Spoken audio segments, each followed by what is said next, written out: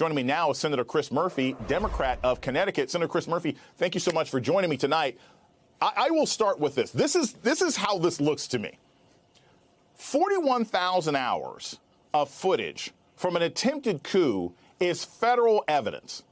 If I have local evidence from my local police department, heck, my neighborhood watch, I'm not giving it to a local blogger. So how on earth is Kevin McCarthy trying to justify to fellow members of Congress giving 41,000 hours of federal investigative evidence and material to Fox News? Please, explain this to me like I'm 7, because I don't know what he could be saying to his colleagues to make this make sense. Well, obviously, I can't explain this on any rational terms. We are very concerned about this footage being turned over to Fox News, in part because it may compromise the safety of our building. I mean, what's next?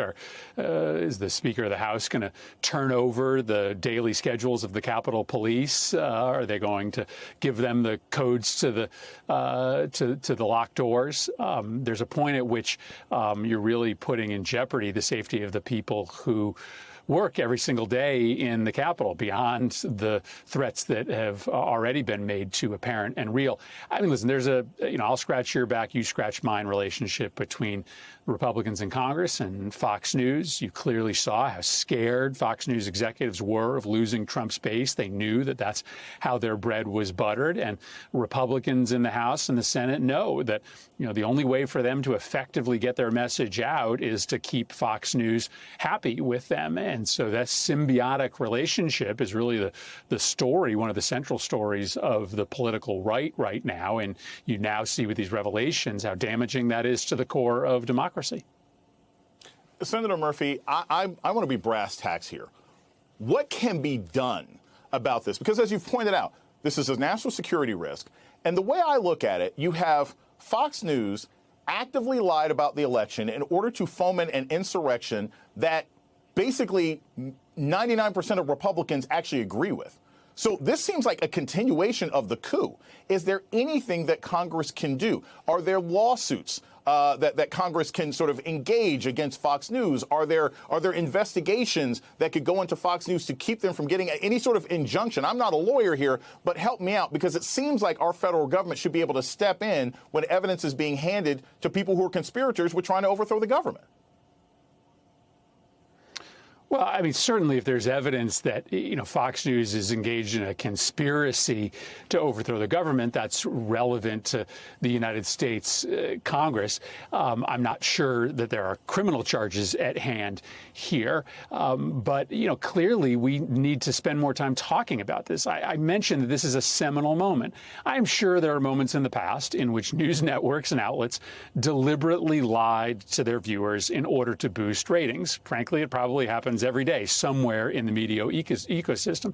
But this is the most significant example ever that has been uncovered of a major news operation knowingly and deliberately lying to its viewers simply in order to pad its profits. They knew it wasn't true that Donald Trump had the election stolen from them, but because they were worried that Trump would bring his base to Newsmax or OAN, one of these Fox News competitors, they proffered the lie day after day to keep the ratings machine going. And so I think this is an eye-opener for the American public. Frankly think we need to have a broader conversation about the implications of so much of our media becoming for-profit, frankly, on the left and the right. Now, the left isn't deliberately lying to its viewers, but the right is today, and it is, I think, a consequence of maybe at the foundation, the decision we've made to just turn our news media operations into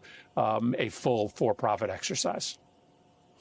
I think that's a good point. And I want to make it clear, and I'm glad you said this, Senator, these aren't equivalent. There's a difference between, a network having disagreement on a particular issue and expressing, hey, we think this or that about this, as opposed to lying. Russell Brand, I'm sorry, you were wrong. It's not the same thing with MSNBC and Fox. But I think your point about media is also really key here.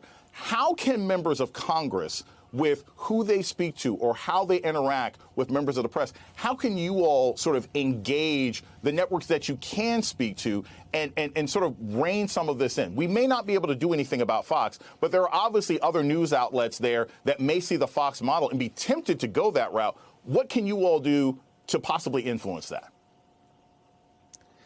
Yeah, listen, I think this is fraught with peril. I mean, I just want to be honest with you. I think it is difficult for Congress to try to step in through policy and micromanage journalism. And secondly, I also think it's hard to, ask progressives or Democrats to not go on conservative media, because that frankly just continues to sort of bifurcate the conversations that are happening in this country. I don't make a habit of going on Fox News, but I do occasionally, because there are some times where I want to convey an audience to their viewers, and their viewership is large. So I haven't taken the tact of, completely boycotting Fox News. Maybe I'd reconsider that. And I also think it's difficult for Congress to, take up legislation or policy that dictates who can be on the air and who can't. That is, probably in the end fraught with a little bit, too much danger.